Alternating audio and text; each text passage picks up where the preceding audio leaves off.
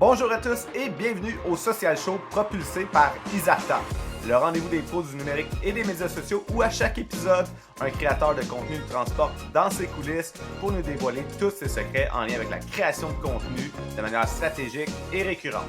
Mon nom est Francis Jeté, j'anime le podcast et je te souhaite bon show!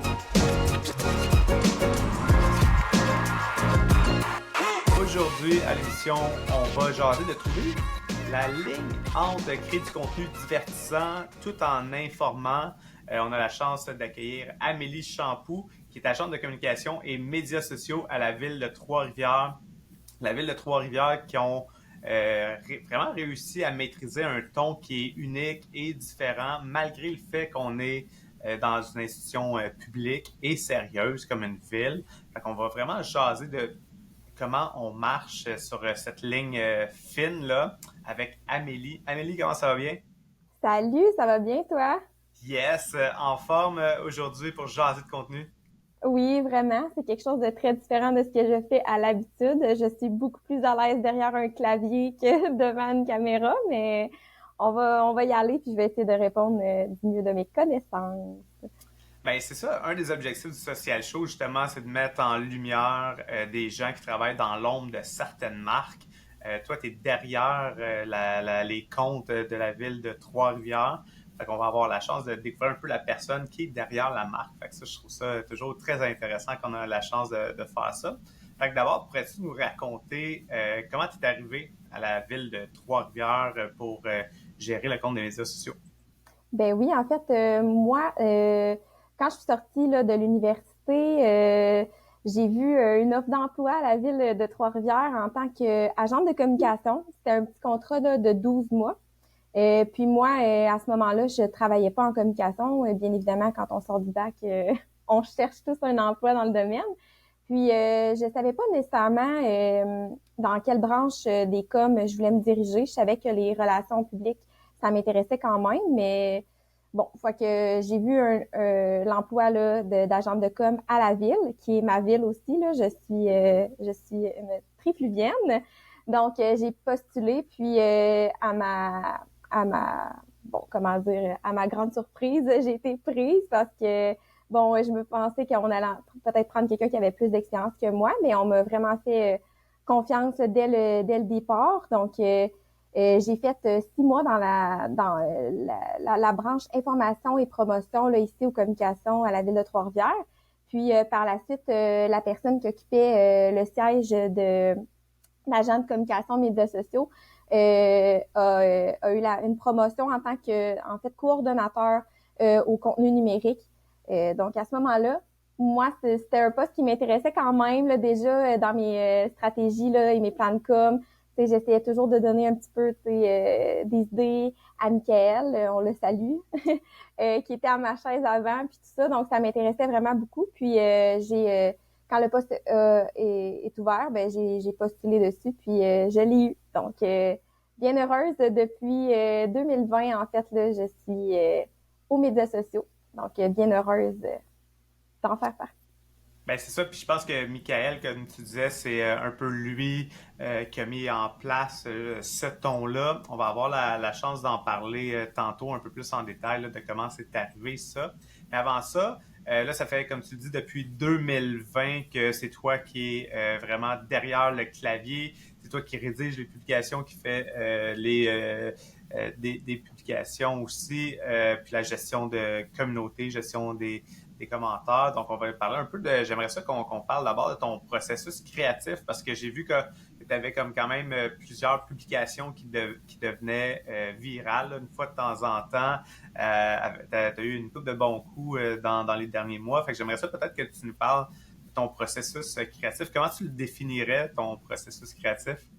Je définirais mon processus créatif comme étant extrêmement pêle-mêle. C'est difficile pour moi là, d'expliquer exactement comment j'en viens à une idée ou vraiment, tu sais, de comment je jumelle un sujet à une idée, c'est ça, un peu qui sort de l'ordinaire ou tu sais qui est un peu bizarre, devrais-je dire ça comme ça. Tu sais, souvent, moi, je me stimule beaucoup. Donc, j'ai toujours beaucoup de choses en même temps qui se passent autour de moi. au bureau à la maison. Quand je suis au bureau ici, là, à l'hôtel de ville, j'essaie d'être un petit peu plus sage avec mes outils, là, mais tu sais, souvent j'ai la télé qui joue à l'arrière, j'écoute quelque chose dans mes oreilles en même temps, tu sais, des fois je prends un petit 2 minutes puis je vais voir sur mon téléphone, tu sais, quelques trucs, puis ça peut être vraiment très banal, mais un mot, une chanson, une anecdote qu'une de mes amies me racontait la semaine d'avant ou tu sais je me plonge un peu dans mon univers là, dans ma tête puis des fois je jumelle exemple les bacs de poubelle avec tu sais je leur crée des yeux puis je les imagine dans ma tête puis je me dis oh mon Dieu ils vont se parler ensemble. Donc, tu sais, c'est un peu difficile pour moi toujours là, d'expliquer comment t'en viens à des idées un peu farfelues comme ça parce que ça vient vraiment de mon univers créatif intérieur, je pourrais dire. Là, mais pour vrai, c'est vraiment dans les manières de me stimuler, je pense, le plus, qui me rapporte le plus d'idées. Puis vraiment en écoutant aussi les autres autour de moi. Comme je dis, là, tu sais, mes amis, ma famille, les nouvelles à la télé, les trends sur TikTok qui passent, tu sais, c'est vraiment là-dedans, à travers toute cette multitude d'outils puis de choses-là là, que je trouve mon inspiration pour pondre quelque chose qui fait du sens ou peut-être pas pour certaines personnes. Là. Donc voilà. Fait que tu définirais un peu comme un processus créatif un peu chaotique, hein, je pense. C'est très chaotique, oui. Vraiment, vraiment. Puis, fait que comment ça fonctionne, mettons, fait que quand tu te mets en mode comme création, c'est quoi le point de départ de où tu pars, en fond, pour créer ton contenu? Fait que là, tu l'as dit, tu as plusieurs sources de stimulation, d'inspiration qui rentrent. Puis là, mais d'où tu pars dans ta création de contenu? Ben en fait, faut dire que au départ, les idées de sujets, tu sais, comme les demandes que je reçois, ça part pas de moi pour, je dirais, 99% des publications ou des outils là, au niveau des médias sociaux. Ça part très, très, très souvent, pour pas dire la totalité des fois, d'un plan de communication des agents de communication ici là, à la ville ou tout simplement des petites demandes par-ci par-là qui proviennent des directions clientes. Donc, je dirais que mon point principal, c'est vraiment la demande. Donc, on a un besoin de communication, on a besoin de communiquer à la population. Puis, comme on le sait, les médias sociaux, c'est une façon vraiment facile ou pas, là, tout dépendant, d'aller rejoindre là, les citoyens et les citoyennes. Puis, c'est ça. Donc, moi, je pars vraiment de l'idée, du besoin. Donc, exemple, la collecte d'ordures, si on prend ça comme exemple, parce que c'est quelque chose qui est très récurrent et puis qui revient, c'est ça, chaque année. Donc, là, on tombe en période hivernale ou estivale, puis là, l'horaire des poubelles change. Ben, tu sais, le besoin communicationnel, c'est de dire aux gens, attention, tu sais, l'horaire va être modifié, va changer imminemment. Donc là, moi, je pars de cette idée-là, puis je me dis, OK, tu sais, moi, je suis une citoyenne de base. Tu sais, on me dit que mes poubelles, mon recyclage, mon bac brun va changer de date de collecte. Comment j'aimerais être informée? Puis, tu sais, comment je rendrais l'information, tu sais, on parle de poubelle, là, on s'entend que c'est pas glamour comme sujet, mais comment on peut rendre ça intéressant pour que le citoyen, la citoyenne, quand il est sur son téléphone intelligent ou à l'ordinateur, sur sa tablette, peu importe, passe pas outre ma publication sans faire comme hey, c'est vrai, tu sais, ma collègue de poubelle va changer, c'est important que je le sache. Donc, à partir de là, tu sais, pour donner cet exemple-là, souvent je passe par le visuel, comme je disais tantôt, là, moi j'adore leur créer comme une identité, les humaniser, les rendre cute, leur mettre des petits visages, des petits yeux, puis les faire parler ensemble. Puis tu sais, ça retient vraiment l'attention quand tu vois vraiment une poubelle qui a une bulle, puis qui parle, puis qui a des yeux. Ou sinon, tu sais, le bac brun que à l'Halloween, j'ai déguisé en encombrant. Tu sais, j'essaie toujours de rendre ça un peu divertissant, de rendre ça divertissant, puis différent, surtout pour faire passer des messages, puis que ça capte l'œil et l'attention pour qu'après ça, ben, tu sais, le citoyen passe à l'action puis comprenne au moins, tu sais, que sa poubelle va changer de date de collecte. Là. Ouais. Dans le fond, fait que là, tu sais, vous avez comme plusieurs, évidemment, une ville a vraiment beaucoup de messages clés à passer aux citoyens.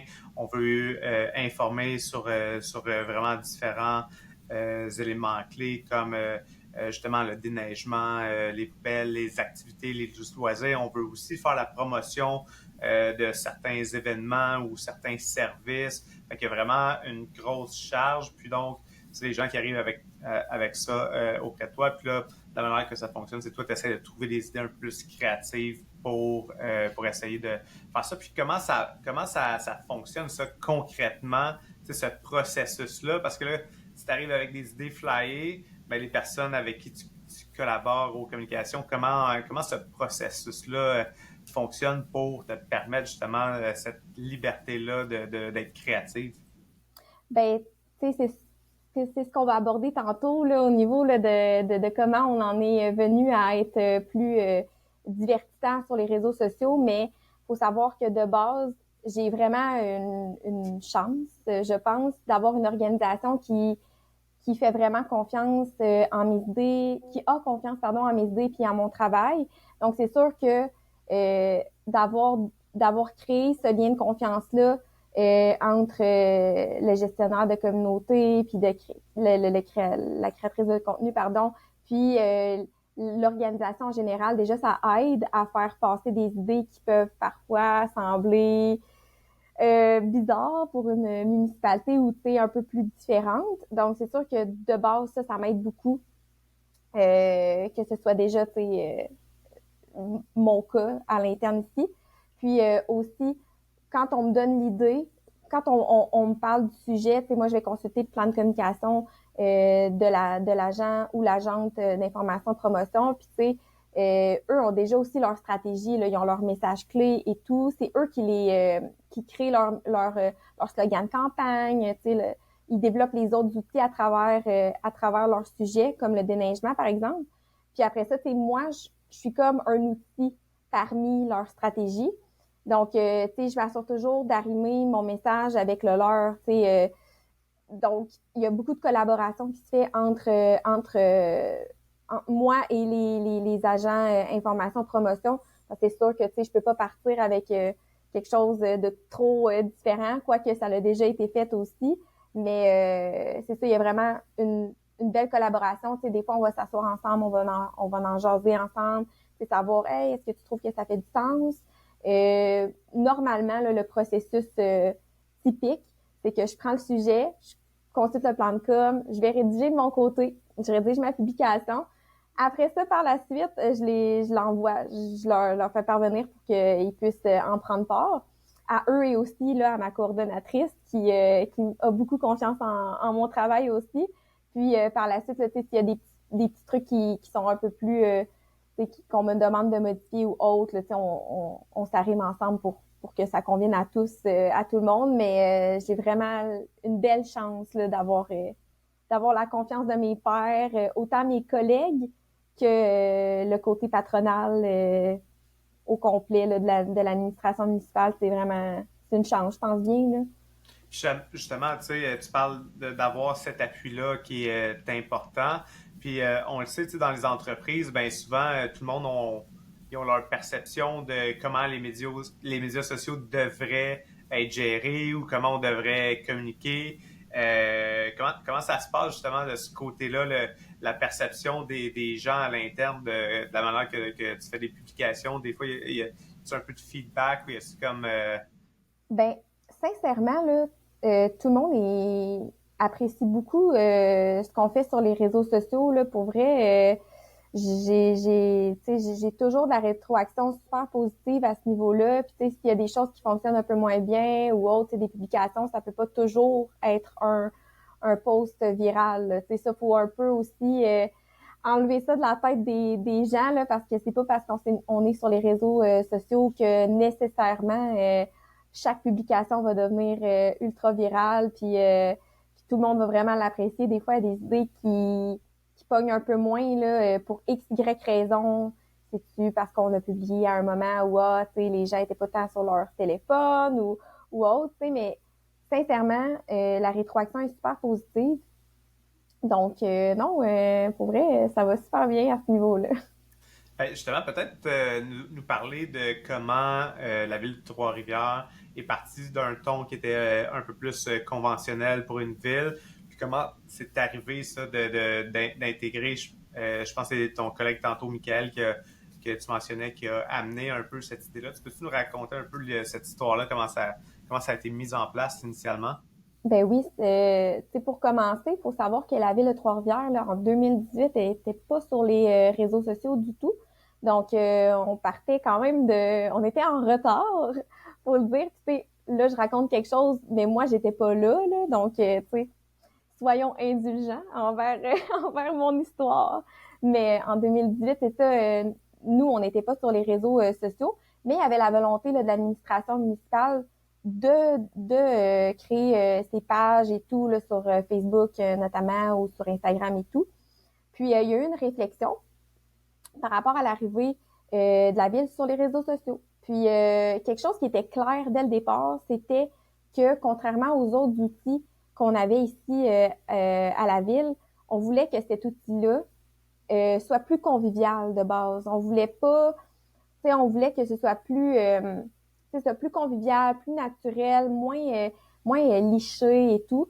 Euh, on dit toujours ici à l'interne que c'est pas parce qu'on est une ville qu'on est obligé d'être beige. Donc, c'était quand même la ligne directrice qui avait été établie à ce moment-là. Puis, quand on a fait notre arrivée en 2019, faut savoir que Michael, là, mon collègue, c'est ça qui était à ma chaise avant, qui fait toujours partie de l'organisation d'ailleurs, qui est devenu relationniste de presse. Ben, Michael faisait pas nécessairement 100% des publications avec un ton humoristique. Il commençait avec une publication humoristique ou plus c'est ça, plus convivial pour 3 publications qui étaient peut-être un petit peu plus cadrées, publications informatives là. Puis par la suite, on a eu des bons succès. Donc, c'est pour ça, là, il y a eu l'essai-erreur. Puis, il a fait beaucoup de bons coups, Michael. Donc, c'est ce qui a permis de gagner la confiance ici à l'interne, qui me permet à moi, par la suite, de continuer dans cette lignée-là, puis de rendre mon travail vraiment, vraiment, vraiment cool et intéressant. C'est divertissant de savoir, puis c'est plaisant de savoir que je travaille pour une administration municipale, mais que mon travail, je le trouve vraiment pas plate, là. Puis les sujets, comme on disait tantôt, sont pas toujours super glamour, mais on a la chance de pouvoir les rendre plus drôles, plus ludiques, plus divertissants. Puis c'est toujours, par contre, en restant entre information et divertissement. Ça, c'est la ligne, c'est le mot-clé à retenir. Toujours à mi-chemin entre information et divertissement. C'est vraiment là qu'on a nos meilleurs coups ici à la ville de Trois-Rivières. Justement, comment, comment vous définissez ce ton-là qui est vraiment à mi-chemin entre le divertissement et l'information? Comment vous le définissez à l'interne, ce ton-là? Ben, on le définit vraiment en disant qu'on est tout sauf beige. Tu sais, s'il y a quelque chose que je peux mentionner de la ville de Trois-Rivières sur les réseaux sociaux, c'est vraiment qu'on est tout sauf beige. Ça a été d'ailleurs notre nom de campagne sur TikTok quand on a débuté. C'est ça, c'est vraiment tout sauf beige, c'est convivial, c'est monsieur, madame, tout le monde, parce qu'il faut savoir que moi, je rédige derrière, mais je rédige pour qui? Je rédige pour nos citoyens, nos citoyennes. Puis, qu'est-ce que je suis? Moi, je suis une citoyenne. Donc, c'est vraiment, c'est pas un ton qui est au-dessus de ses affaires. C'est pas un ton non, je parle à ma communauté, je parle à mon voisin, je parle à ma voisine, je parle à ma mère, à ma sœur. Tu sais, je parle à tout le monde. Donc, c'est ça, c'est vraiment de se mettre à la place du citoyen ou de la citoyenne. Mais je suis très bien positionnée pour le faire parce que j'en suis Si tu prends le temps d'écouter le podcast, c'est la preuve que tu aimes ça apprendre et que tu peux améliorer ta création de contenu et tes résultats. Mais si je te disais que tu peux aller encore plus en profondeur sur l'optimisation de ton contenu sur certaines plateformes, serais-tu curieux de savoir comment? C'est simple, tu as juste à te rendre sur le site d'Isarta pour consulter les sujets de formation que je donne en lien avec les médias sociaux. TikTok, la publicité Facebook, Instagram, LinkedIn, peu importe la plateforme sur laquelle tu aimerais ça en apprendre davantage, j'ai sûrement une formation sur le sujet. Tu aimerais développer ton propre podcast, j'ai aussi une formation là-dessus. Puis ça, c'est juste mes formations à moi. Il y a une foule d'autres formations données par des experts d'autres domaines, que ce soit en lien avec le marketing numérique ou plein d'autres sujets fascinants qui vont t'aider à propulser ta carrière. Visite formation.isarta.com pour consulter le calendrier des formations et t'assurer de réserver ta place. Merci à Isarta de commanditer le podcast Le Social Show. Je sais pas si c'est comme moi, mais perso, ce qui m'allume le plus en marketing numérique, c'est vraiment l'aspect stratégique et créatif, pas l'aspect technique. C'est vraiment ça qui m'a allumé la première fois que j'ai entendu parler du CMS québécois RubberDuck. Fini les mises à jour et les bugs de plugins. Fini de chercher des développeurs web pour mettre à jour ton site chaque fois que tu veux faire des modifs. Fini de te perdre dans le code pour intégrer tes pixels et tes outils de tracking statistiques. Si tu travailles avec des entreprises de services ou des clients qui ont besoin d'un site vitrine qui se montre comme un jeu d'enfant, RubberDuck, c'est la solution parfaite pour toi. Tu as besoin de créer un site bilingue? Pas de problème, tu peux facilement modifier les pages franco et anglo en même temps. En plus de ça, c'est eux qui s'occupent du support si tes clients ont des bugs techniques. Qu'est-ce que tu veux de plus? Un chèque? Imagine-toi donc que RubberDuck offre en plus des ristournes aux professionnels du marketing et aux agences qui développent des sites web pour leurs clients. Visite rubberduck.io/essai pour tester la plateforme gratuitement pendant 14 jours. Un gros merci à l'équipe de RubberDuck de commanditer le podcast. De retour avec notre invité. Puis, dans le fond, là, tu parlais un peu de la présence sur Facebook. Vous êtes aussi sur Instagram, sur TikTok. Vous êtes aussi actif sur Threads. Donc, comment vous séparer justement les tâches de ce côté-là, parce que là, ça fait beaucoup de plateformes à gérer. Donc, je ne sais pas si tu peux nous parler un peu de comment vous avez distribué les tâches, justement. Mais c'est vrai que ça fait beaucoup, là. On est pas très actifs, malheureusement, sur TikTok pour le moment, là, comme on le sait tous. Mais à l'interne ici, dans le fond, dans l'équipe du contenu numérique, on est 3. Donc, il y a moi qui est vraiment là, agente de communication, médias sociaux. Donc, c'est vraiment mon dada principal. En fait, c'est 99,999% de mon travail, c'est les réseaux sociaux. Par la suite, on a ma collègue Maud qui est au web. Donc, elle s'occupe de tout ce qui est site web, alerte citoyenne et tout. Donc, elle a un travail qui est peut-être un petit peu plus, comment je dirais ça, c'est moins créatif. Donc, pour lui donner un petit peu de créativité de son côté, ben je lui ai délégué Instagram.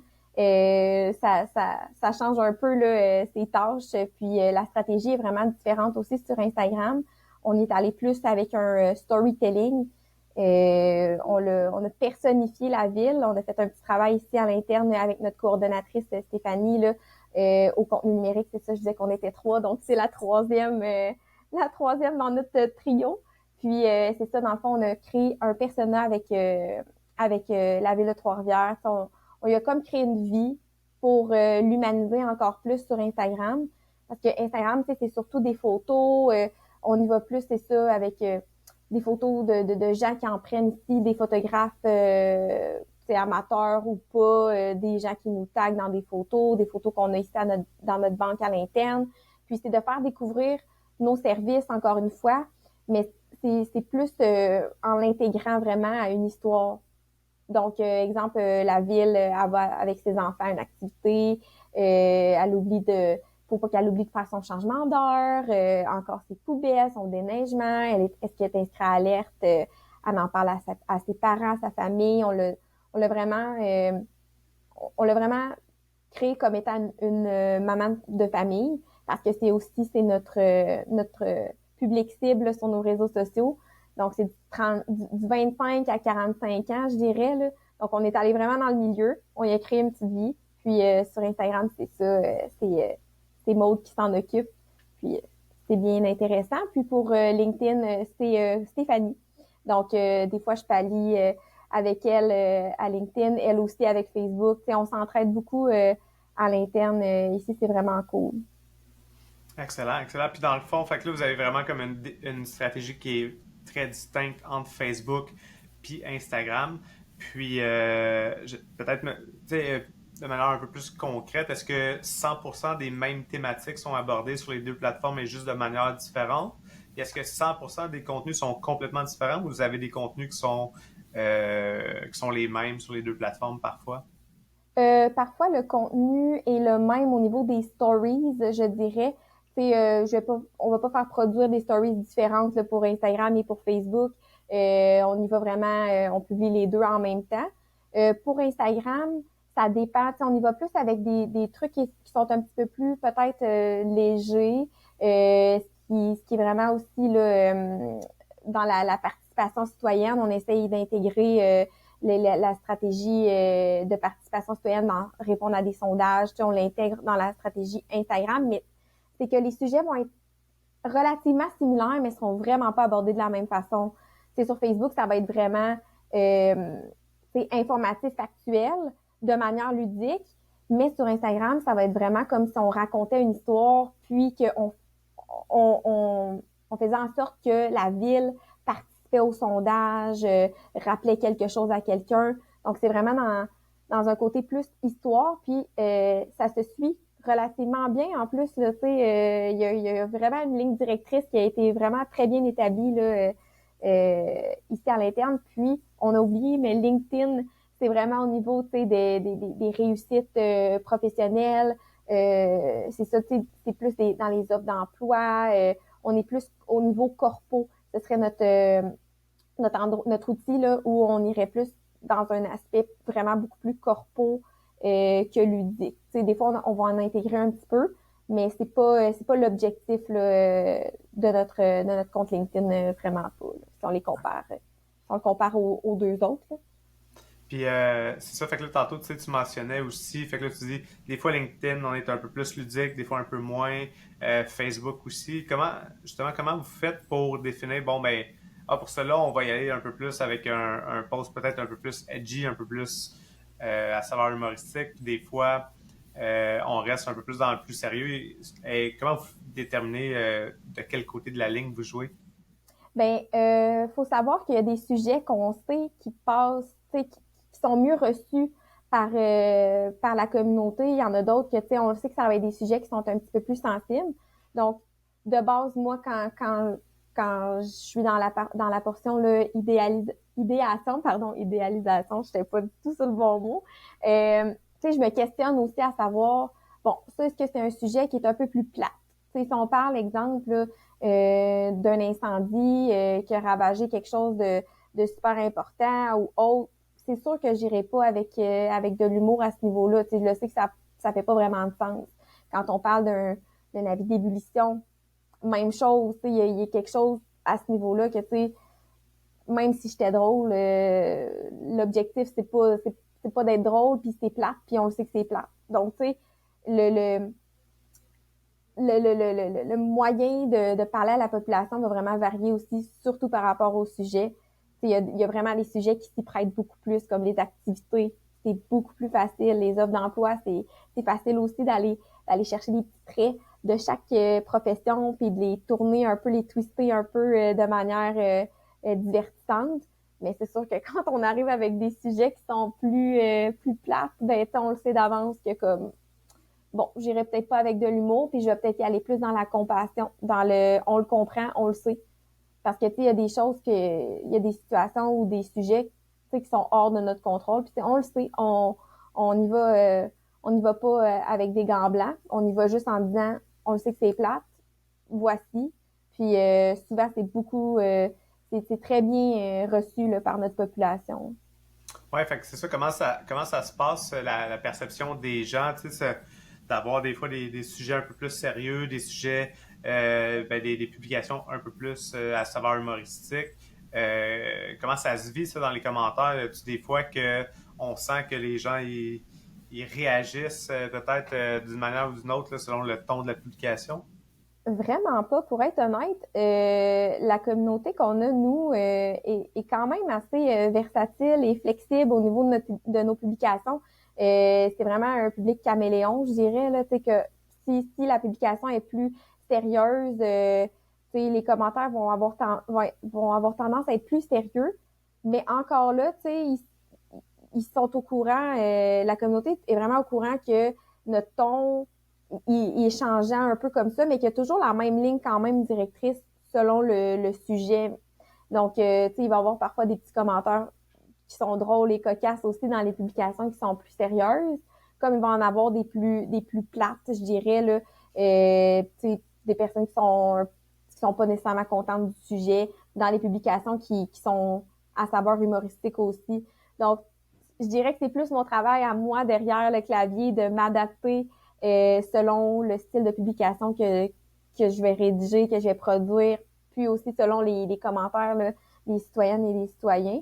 Mais je dirais que c'est un beau défi quotidien à relever. Oui, parce que la gestion de communauté, la gestion des commentaires, c'est un travail qui est quand même demandant émotivement. Des fois, il y a des attaques, même si ce pas des attaques personnelles envers la personne qui est derrière le clavier, qui gère les comptes. Ben, des fois, ça vient quand même nous affecter un peu. Justement, comment tu gères ça justement? Tu sais, je sais que les villes souvent ben, il y a des annonces un peu moins faciles à faire, comme on mentionnait tantôt. Euh, Comment tu gères ça, toi, dans les commentaires, quand il y a des commentaires un peu plus négatifs, justement? Ben, tu sais, ça dépend surtout de comment le commentaire est formulé, là. Il y a des personnes qui sont vraiment très, très, très fâchées, puis des fois, ça sort un peu tout croche et tu sais, nous, on a une politique là, de médias sociaux, donc puis il y a une étiquette aussi, donc moi, je me fie toujours nécessairement à ma étiquette. Là. S'il y a des commentaires qui sont très, très, très haineux, je vais masquer, je vais aller contacter la personne en privé en lui mentionnant que, tu sais, le commentaire n'a pas sa place, mais que, tu sais, je veux dire, j'en ai pris connaissance quand même. Puis, c'est ça, c'est souvent, c'est d'aller ramener la personne en lui disant, tu sais, on comprend, je comprends. Souvent, faut comprendre que la personne est pas fâchée après le ou la gestionnaire de communauté, mais fâchée après la décision, l'événement. Donc, faut être capable d'avoir un certain détachement avec le sujet. Puis, tu sais, j'incarne un peu, c'est ça, j'incarne le personnage de la ville quand je suis derrière le clavier, mais tu sais, c'est pas envers Amélie qui sont fâchés, c'est envers, c'est ça, le sujet.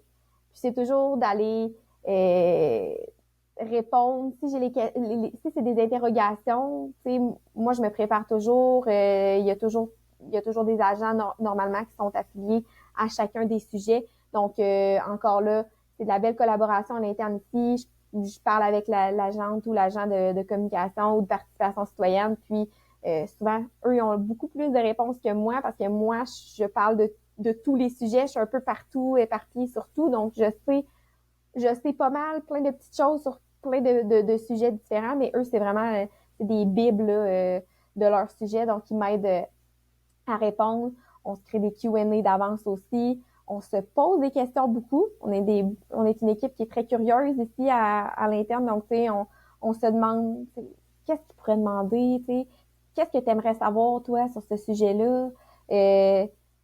Donc, après ça, on arrive mieux préparé à répondre aux citoyens puis aux citoyennes. Puis, même si les commentaires sont plates, au final, il y a toujours un besoin, une raison pourquoi on commente. Il y a quelque chose qu'il faut aller creuser pour savoir la raison derrière le commentaire négatif. Puis, c'est tout le temps vers ça un peu que je tends à aller répondre et creuser. Ouais, ce que tu dis là, c'est vraiment important parce que des fois, les gens ils commandent de manière impulsive, mais effectivement, c'est d'essayer de comprendre le pourquoi, donc d'avoir un peu d'empathie, puis de se mettre à la place de la personne, d'essayer de comprendre mais pourquoi ce commentaire-là est venu. Puis je pense que c'est ça la clé aussi, c'est de se rendre au service justement de la communauté pour être là, puis prendre le temps de bien répondre aux commentaires pour la gérer. Puis je pense que c'est ça aussi qui fait que sur le long terme, ben ça fait qu'on a une belle communauté et qu'on a un bon niveau d'engagement. Justement, tu me parlais que tu as quand même certains habitués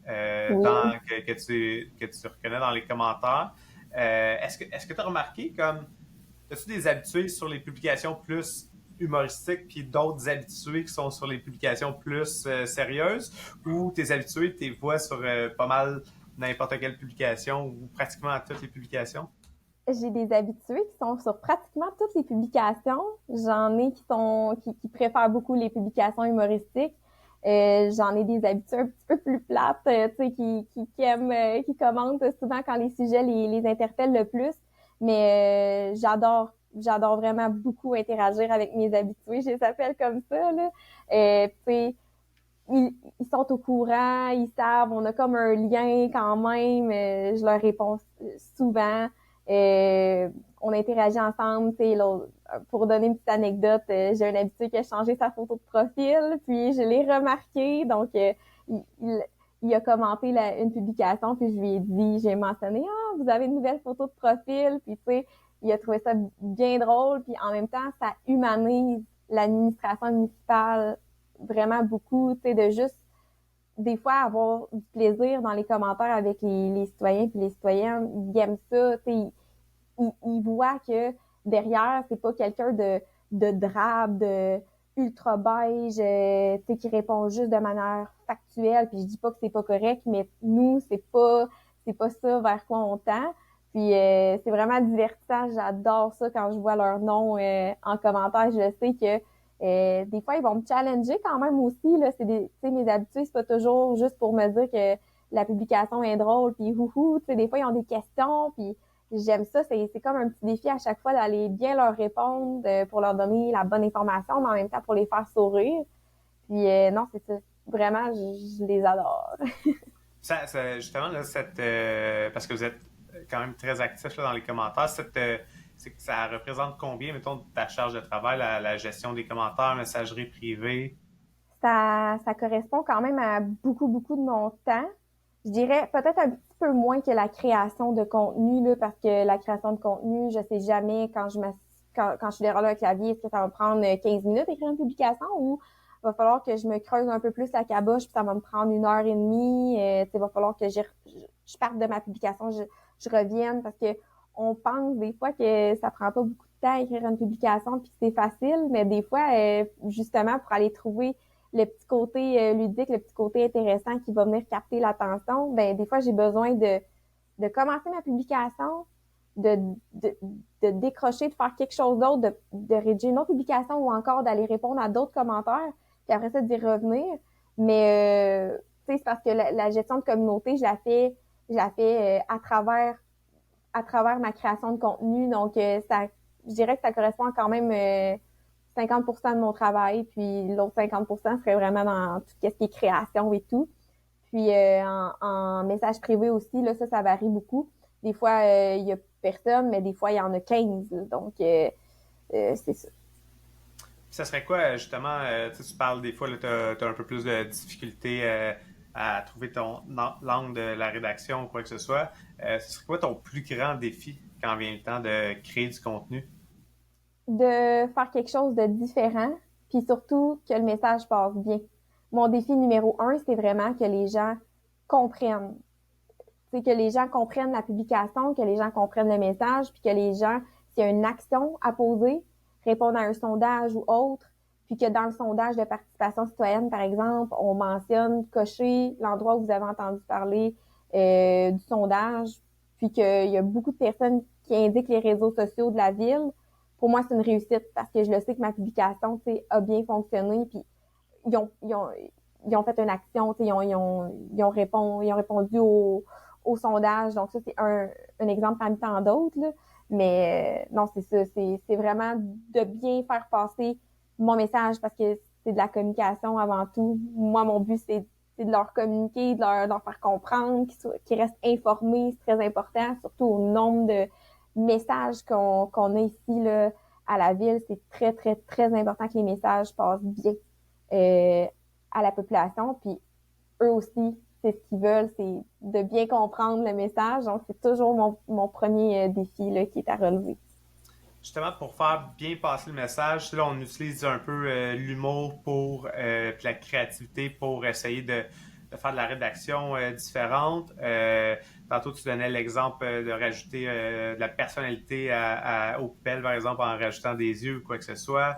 Euh, je pense que vous faites l'utilisation de mimes aussi dans votre création de contenu. Oui. Mais peux-tu nous donner un peu des exemples des différents formats? Fait que je pense que des fois, vous faites des publications juste de texte. Des fois, il y a des publications justement avec des montages photos un peu plus à savoir créatif, des memes. Peux-tu nous définir un peu les différents types de contenus que vous faites? Oui, ben c'est ça. Parfois, il y a des publications que je me dis, j'ai pas vraiment besoin de mettre de visuel avec ça. Comme par exemple pour l'eau. La sensibilisation à l'utilisation de l'eau potable. J'ai simplement écrit bonne journée à tous, à tout le monde, pardon, sauf à ceux et celles qui arrosent leur asphalte.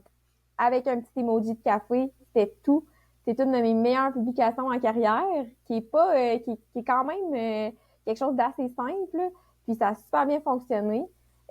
Par la suite, tu sais, des fois, c'est vraiment d'aller utiliser des emojis pour illustrer des personnages. Je pense à l'exemple de la nouvelle signalisation dans le district 55 qui est de la super signalisation pour mieux diriger les gens. J'ai vraiment mis des petits bonhommes qui racontent une histoire, qui sont tous pris, mêlés dans ce secteur-là, qu'on le sait, tu sais, c'est pour ça, c'est qu'on ramène ça on est au courant, tu sais, c'est de montrer aux citoyens, aux citoyennes, on le sait, puis on en rit un peu avec eux. Donc, comme ça, sinon, c'est ça, les traditionnels mimes.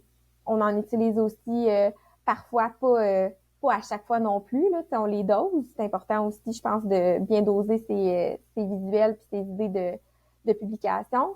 On a aussi des fois des vidéos que les agents de communication font produire. Donc, des fois, moi, c'est ce que je ramène sur les réseaux. Par la suite, mon Dieu, on en a beaucoup. On a des cartes visuelles qui en forment un ensemble. On a des visuels qui sont plus standards.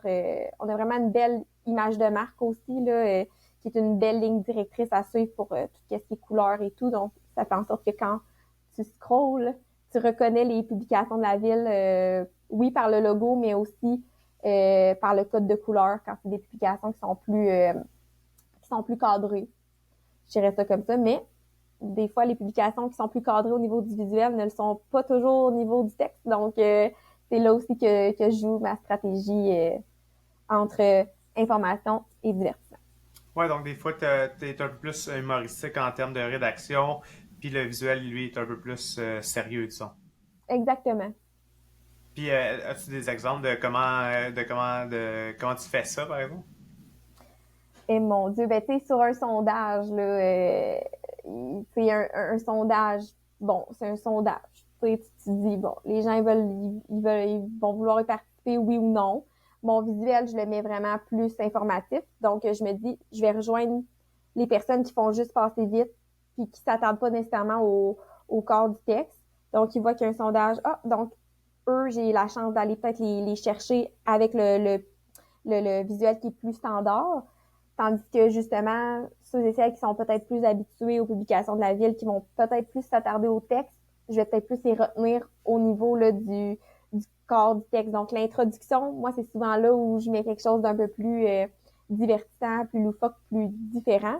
Donc je vais les chercher directement avec la première phrase, qui est plus une accroche. Mhm. Puis le reste du texte, tu sais, je les intègre quand même les informations qui sont pertinentes. Puis faut savoir que oui, il y a des publications que je fais qui peuvent être vraiment courtes, mais il y a des publications que je fais qui ont beaucoup d'informations que je fais qui sont plus longues. J'ai aussi, c'est comme idée de visuel, des fois c'est seulement des photos qu'on prend. Je pense à la distribution de bonbons de nos services d'urgence. Simplement un album photo de photos que je suis allée prendre là, à l'Halloween. Puis tu sais, ça c'est toujours bien reçu par la population parce qu'on voit tu sais qu'est-ce qui s'est fait, les petits visages des enfants et tout. Puis on montre tu sais que c'est une bonne action qu'on pose puis que tout le monde est content. Donc c'est pas toujours nécessaire d'être super liché, super cadré. Des fois c'est la simplicité qui fonctionne le mieux aussi. Là. Ouais, vraiment très bien dit. Aurais-tu comme un conseil pour les gens qui voudraient peut-être trouver une manière de rajouter de la couleur, de la saveur à leur publication, sans nécessairement aller dans l'humour, mais trouver une manière justement là, de mixer un peu les choses pour jouer justement cette ligne-là entre ton contenu qui est un peu plus divertissant et informatif. T'aurais-tu comme des petits trucs à donner de ce côté-là? Se faire confiance. Sincèrement, là, ça a l'air tellement cliché dit comme ça, là, mais c'est vraiment de se faire confiance parce que je pense pas que, que aujourd'hui, l'administration municipale de la ville de Trois-Rivières aurait été la même sur les réseaux sociaux si tout le monde ici s'était pas fait confiance, avait pas eu confiance les uns envers les autres, puis la personne derrière le clavier, si elle avait pas eu confiance en ses idées, faut y croire.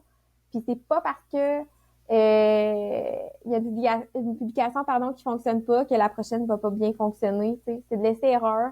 On essaie des choses, faut pas avoir peur d'essayer. Puis c'est ça. Ça va finir par bien fonctionner, j'en suis certaine. Ouais, je pense que ce que tu viens de mentionner, c'est quelque chose de vraiment important. Euh, Puis tu sais, moi quand j'étais à RDS, c'était vraiment ça que j'essayais de faire, c'est que c'est vraiment d'adapter ma rédaction à chacune des publications, puis d'essayer de jamais être tout le temps dans le même style ou tout le temps avoir la même structure, puis vraiment de varier, puis d'essayer de trouver l'élément clé dans la publication que je pouvais faire ressortir ou de trouver un petit angle qui était différent.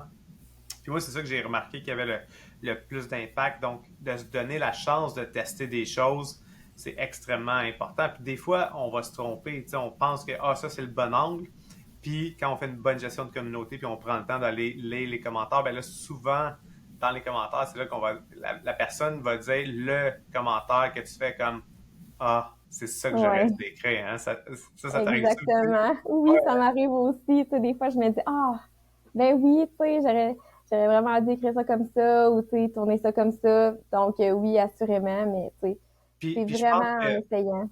ouais, puis je pense que, tu sais, à mon avis, c'est ça la clé. Ce que vous faites bien, c'est que vous avez une bonne empathie, vous vous mettez à la place, dans le fond, de votre clientèle cible, puis vous essayez de bien les comprendre, puis en les comprenant, ben, on s'assure justement de toujours créer un contenu qui va résonner avec notre audience.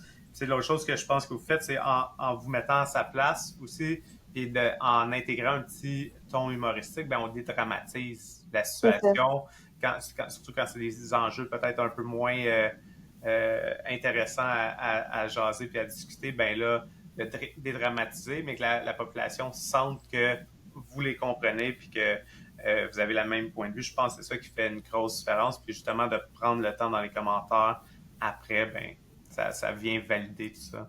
Ça vaut de l'or prendre le temps. Là. Puis, tu sais, je dis toujours que je parle à un miroir parce que c'est ce que je suis une citoyenne qui parle à des citoyens, des citoyennes. Donc, au final, je pense que c'est vraiment ça, l'empathie, qui est très, très important.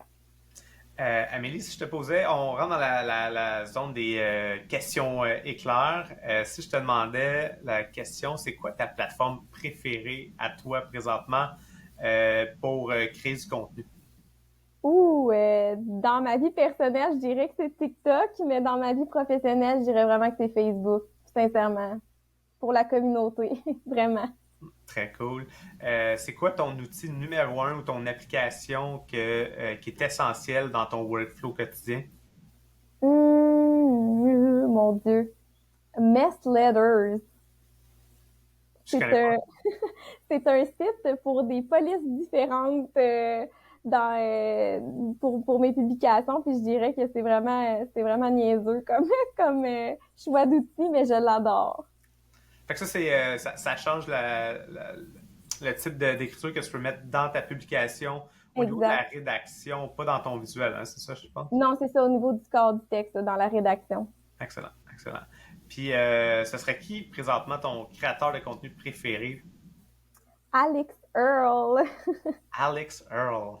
Oui, Ça, c'est une créatrice de contenu sur TikTok, hein, je sur pense. TikTok est très, très, très viral en ce moment, là. Simplement parce que justement, c'est quelqu'un qui reste elle-même, puis ça fonctionne super bien. Donc, voilà. L'authenticité. Oui, l'authenticité, c'est toujours payant. On va se laisser sur ces beaux mots. Amélie, on vous invite évidemment à aller suivre Amélie, pas Amélie elle-même, mais la ville de Trois-Rivières. Vous pouvez aussi suivre Amélie sur LinkedIn. Tu es quand même active aussi sur Oui, LinkedIn. oui, je suis quand même active sur LinkedIn. Ça va me faire plaisir de vous accueillir dans mon réseau. Excellent. Fait Amélie, merci beaucoup d'être venue partager votre stratégie avec la gang du Social Show. Puis merci beaucoup de ton temps. Ben, merci beaucoup. J'ai bien apprécié l'expérience. Merci d'avoir pris le temps d'écouter l'épisode au complet. J'espère que tu as appris plein de choses. Si oui, n'hésite pas à partager avec un ami ou un collègue qui est dans l'industrie de la création de contenu, des médias sociaux, des coms, du marketing. Et un merci particulier à Isarta, toute la belle équipe de Isarta qui propulse le podcast, mais avec qui aussi j'offre plein de formations. Tu vas en savoir plus sur toutes les formations que j'offre en lien avec les médias sociaux, la création de contenu, la publicité en ligne. N'hésite pas à aller visiter le site web isarta.ca. Une autre chose qui pourrait t'aider, c'est de découvrir toutes les manières que je peux t'accompagner. Donc, j'offre l'accompagnement personnalisé, du coaching, des consultations éclairs et finalement, je t'invite à visiter mon site web pour savoir un peu plus sur la machine à contenu, qui est un outil que j'ai développé pour t'aider avec ta création de contenu de manière stratégique, planifiée, structurée. Dans la machine à contenu, tu as une boîte à idées, tu as une section pour t'inspirer, tu as une section pour planifier ton calendrier de contenu, des listes de best practices pour chacun des formats de contenu. Va voir la machine à contenu sur mon site web francisjeté.ca. Je ne retiens pas plus longtemps. Merci beaucoup, puis on se dit au prochain épisode.